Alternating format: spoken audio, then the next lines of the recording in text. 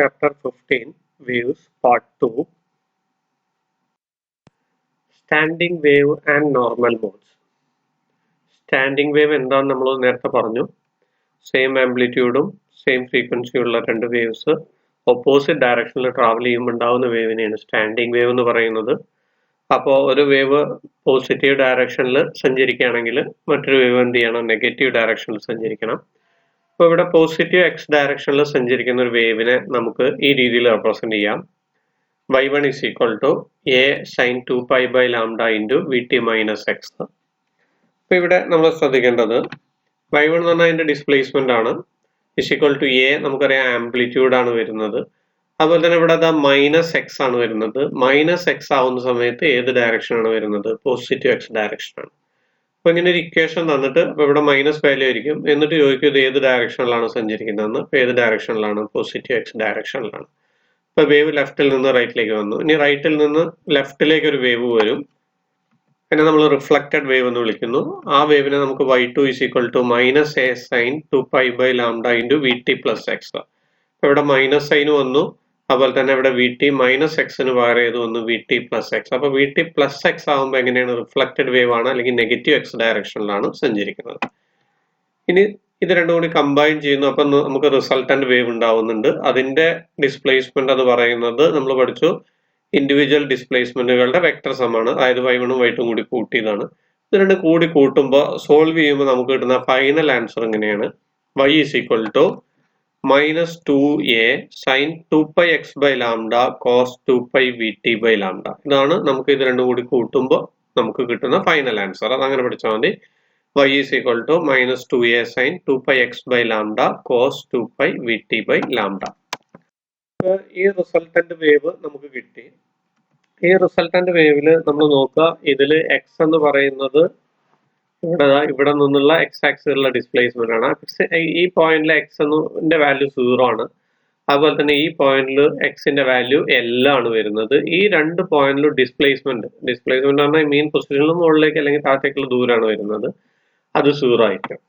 അപ്പൊ നമുക്ക് പറയാം at x is equal to 0 and x is equal to L, y is equal to 0.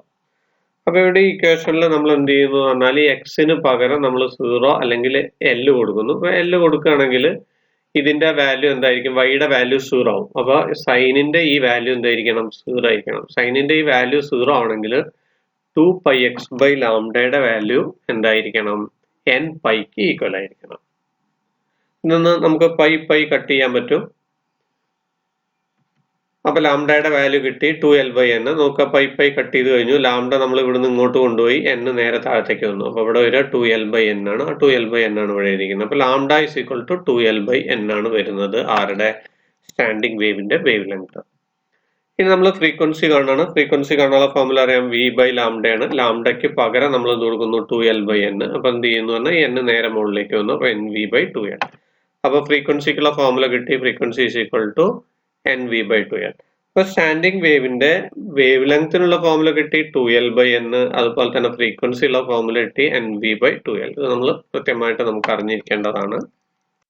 ഇനി നോക്കാം ഫസ്റ്റ് ഹാർമോണിക് അല്ലെങ്കിൽ first mode of vibration. First mode എന്ന് പറഞ്ഞാൽ എത്ര സെഗ്മെന്റ് ഉണ്ടാവുള്ളൂ? ഒറ്റ സെഗ്മെന്റിലാണ് ആ സ്റ്റാൻഡിങ് വേവ് വൈബ്രേറ്റ് ചെയ്യുന്നത്. അപ്പൊ എന്നിന്റെ വാല്യൂ എന്തായിരിക്കും? 1 ആയിരിക്കും. നമ്മളെ ജനറൽ ഇക്വേഷൻ എന്താ നമുക്കറിയാം, lambda is equal to 2l/n. ഇതിൽ എന്നിന് പകരം നമ്മൾ എന്ത് കൊടുക്കുന്നു? 1 കൊടുക്കുന്നു. അപ്പൊ ഇക്വേഷൻ എന്തായിട്ട് മാറും? λ1 is equal to 2l/1 is equal to 2l. ഇനി നമ്മൾ ഫ്രീക്വൻസിയുടെ ഫോർമുല പഠിച്ചു. എന്തായിരുന്നു general formula? New is equal to nv/2l. ഇവിടെ അത് എന്നിന് നമ്മൾ 1 കൊടുക്കുന്നു. അപ്പൊ ν1 is equal to 1 into v/2l is equal to v/2l. അപ്പൊ ν1ന്റെ വാല്യൂ v/2l, λ1ന്റെ വാല്യൂ 2l. ഇനി സെക്കൻഡ് മോഡ് അല്ലെങ്കിൽ സെക്കൻഡ് ഹാർമോണിക് അല്ലെങ്കിൽ ഫസ്റ്റ് ഓവർടോൺ എന്ന് പറയും. അപ്പോൾ ഈ ഫസ്റ്റ് ഓവർടോണിൽ എത്ര സെഗ്മെന്റ് ആയിട്ടാണ് വൈബ്രേറ്റ് ചെയ്യുന്നത്? 2 സെഗ്മെന്റ് ആയിട്ട്. അപ്പൊ എന്നിന്റെ വാല്യൂ എത്ര? 2. ലാംഡയ്ക്കുള്ള ജനറൽ ഫോർമുല ഏതാണ്? സ്റ്റാൻഡിങ് വേവിന്റെ lambda is equal to 2l/n. അപ്പോൾ എന്നിന് നമ്മൾ ഏത് കൊടുക്കും? 2 കൊടുക്കും. നമ്മളെ equation 2l/2 is equal to l എന്ന് കിട്ടി. ഇനി നമ്മളെ ഫ്രീക്വൻസി കാണാനുള്ള സ്റ്റാൻഡിങ് വേവിന്റെ ഫോർമുല ഏതാണ്? New is equal to nv/2l. അവിടെ അത് എന്നിന് നമ്മൾ എന്ത് ചെയ്യുന്നു പറഞ്ഞാൽ 2 കൊടുക്കുന്നു. അപ്പൊ 2 into v/2l. v/2lന്റെ വാല്യൂ ν1 തൊട്ട് മുന്നേ നമ്മൾ പഠിച്ചു. So we can write nu 2 is equal to 2 nu 1. ഇനി തേർഡ് മോഡ് അല്ലെങ്കിൽ തേർഡ് ഹാർമോണിക്, അതിനെ നമ്മൾ സെക്കൻഡ് ഓവർടോൺ എന്ന് പറയുന്നു. അതപ്പോൾ എത്ര സെഗ്മെന്റ് ആയിട്ടാണ് വൈബ്രേറ്റ് ചെയ്യാം? 3 സെഗ്മെന്റ് ആയിട്ട്. അപ്പൊ എന്നിന്റെ വാല്യൂ എത്രയായിരിക്കും? 3. നമ്മളെ ലാംഡയുടെ ജനറൽ ഫോർമുല 2l/n. എന്നിന് പകരം എന്ത് കൊടുക്കുന്നു? 3 കൊടുക്കുന്നു. 2l/3 lambda 3 is equal to. ഇനി നമ്മൾ general formula four frequency nv/2l ആണ്. എന്നിന് 3 കൊടുക്കുന്നു. 3 into v/2l. v/2l വാല്യൂ നമുക്ക് ന്യൂ 1 ആണെന്ന് അറിയാം. അതുകൊണ്ട് nu 3 is equal to 3 nu 1. നേരത്തെ നമ്മൾ പഠിച്ചു nu 2 is equal to 2 nu 1 ആണെന്ന്. അപ്പൊ nu 1ഉം nu 2ഉം nu 3ഉം തമ്മിലുള്ള റിലേഷൻ എന്തായിരിക്കും? nu 2 2 nu 1 ആണ്, nu 3 3 nu 1 ആണ്. അപ്പൊ നമുക്ക് nu 1ഉം nu 2ഉം nu 3ഉം തമ്മിലുള്ള റിലേഷൻ എന്തായിരിക്കും? 1:2:3.